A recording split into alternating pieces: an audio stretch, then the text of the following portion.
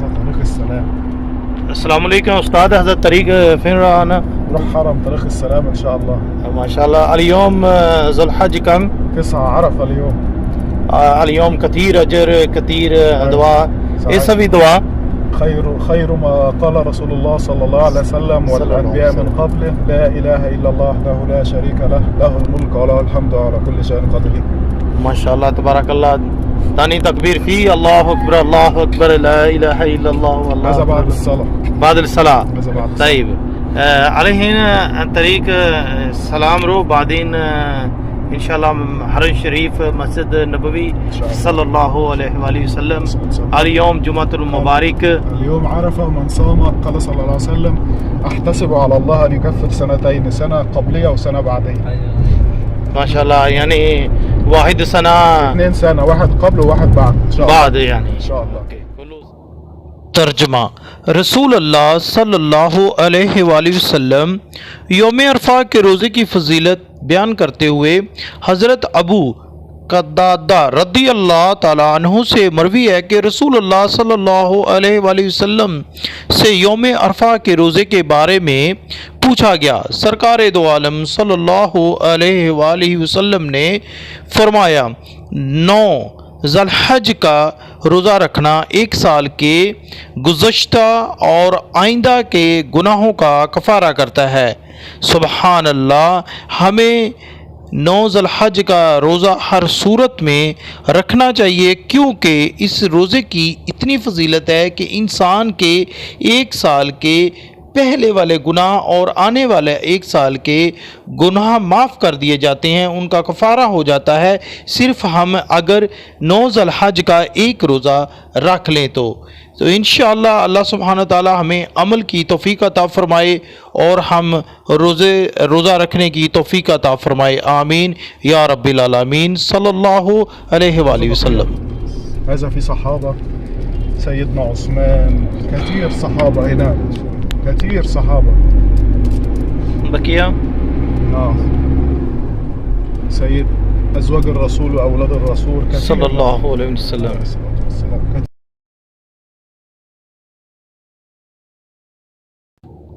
یہ سامنے جو دیوار نظر آ رہی ہے یہ جنت البقیہ کی ہے۔ ام المومنین سیدہ عائشہ رضی اللہ عنہا بیان کرتی ہیں کہ رسول اللہ صلی اللہ علیہ وآلہ وسلم نے ارشاد فرمایا: اللہ تبارک تعالی یوم عرفہ سے زیادہ کسی دن بندوں کو دوزخ سے آزاد نہیں کرتا۔ اللہ تعالی اس دن اپنے بندوں سے قریب ہوتا ہے اور فرشتوں کے سامنے اپنے بندوں پر فخر فرماتا ہے۔ سبحان اللہ۔ مسلم حدیث نمبر 3184 3184 ہے۔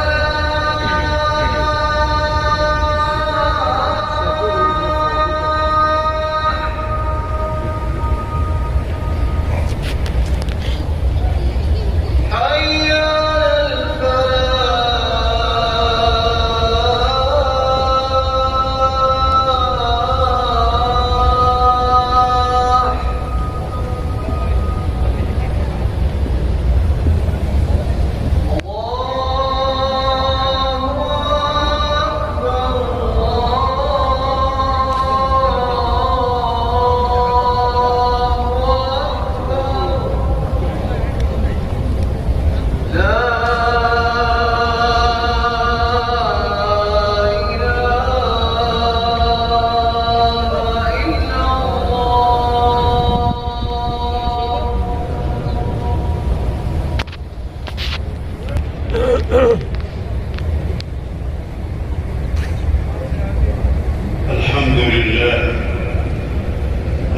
لله الرحيم الرحمن سبحان الله. ذي العزة والجلال والكبرياء والعظمة والإحسان، يبتدئ بالنعم من غير أن يستحقها عليه أحد، يبتدئ بالنعم من غير أن يستحقها عليه أحد بلا انقطاع بزمان أو مكان. ربنا كل شيء رحمة وعلما، يخلق ما يشاء ويختار، يقبل الطاعات وهي بعض حقه علينا، ويتجاوز عن الذنوب العظام بالعفو والغفران. أحمد ربي وأشكره على نعمه التي لا يحصيها غيره مما علمنا ومما لا نعلم، وأشهد أن لا إله إلا الله وحده لا شريك له، له الملك وله الحمد وهو على كل شيء قدير، ذو المجد الدائم والسلطان. وأشهد أن نبينا وسيدنا محمدًا عبده ورسوله المؤيد بمعجزة القرآن.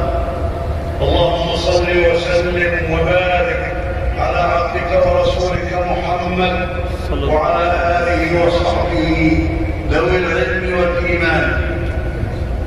أما بعد، فاتقوا الله